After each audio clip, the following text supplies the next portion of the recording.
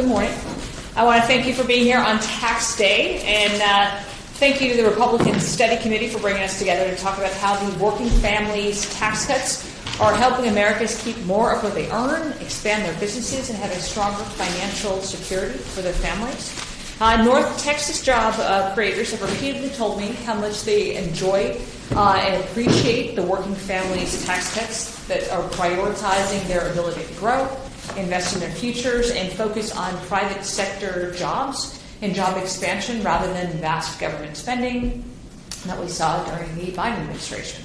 And whether it's using the permanent 20% pass-through deduction that ensures that our small businesses have long-term tax certainty to plan and save, or the full and immediate expensing for investments in equipment and technology, machinery that help them to expand their operations. Small businesses in North Texas are growing thanks to the reforms that we delivered in the working families tax cuts.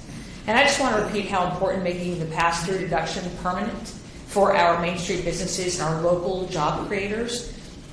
This is critical long-term relief to millions of pass-through businesses who can now have a clear picture of what their tax environment will be for years into the future. And having that certainty, one of the things that I heard all of over and over and over again from the small business community is, well, we can play by the rules, but we need to know what the rules are. And I think having that certainty may be one of the most important aspects of our important tax reform package. So for North Texas businesses, just knowing that these reforms were taking effect, we actually saw enthusiasm just from knowing that for business expansion. And we had our 4th North Texas job fair last August, and the response from the business and employees was the largest that we have ever seen.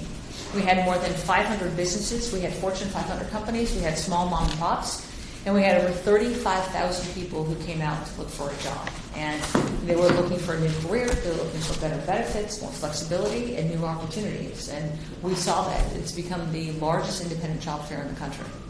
And when you see this kind of impact firsthand that strengthens our private sector, that's when you know that our steadfast commitment to focusing on Main Street expansion over Wall Street or Washington bureaucracies is really making a difference. It's making a difference in the lives of the American citizens who deserve to earn more, to keep more, and be free from the destruction that's left behind after the Biden-Harris and unified Democrat control. So now, thanks to the working families tax cuts, we are in a new era of making sure Americans keep more of what they earn and are paid more for the work that they're doing to be able to support their families. And in fact, because of our commitment of putting American people first and their livelihoods first, a family of 4 with 2 kids earning up to $73,000, taking only the boosted standard deduction and bigger child tax credit, will have no federal income tax liability whatsoever.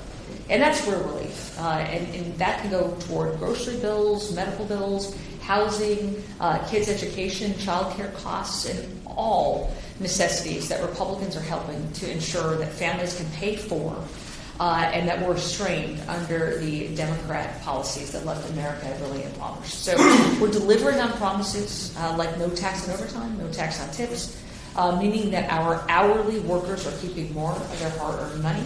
No tax on overtime alone will boost income for nearly 80 million hourly workers by as much as $1,400 a year. And if you work extra, you get to keep that money. And Republicans in Congress are committed to ensuring that happens.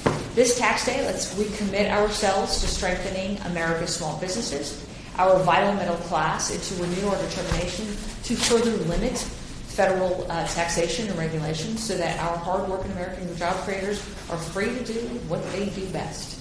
And that's to innovate, to serve new customers, and to uplift our nation in ways that no government program could ever pretend to achieve. And so thank you again for being here.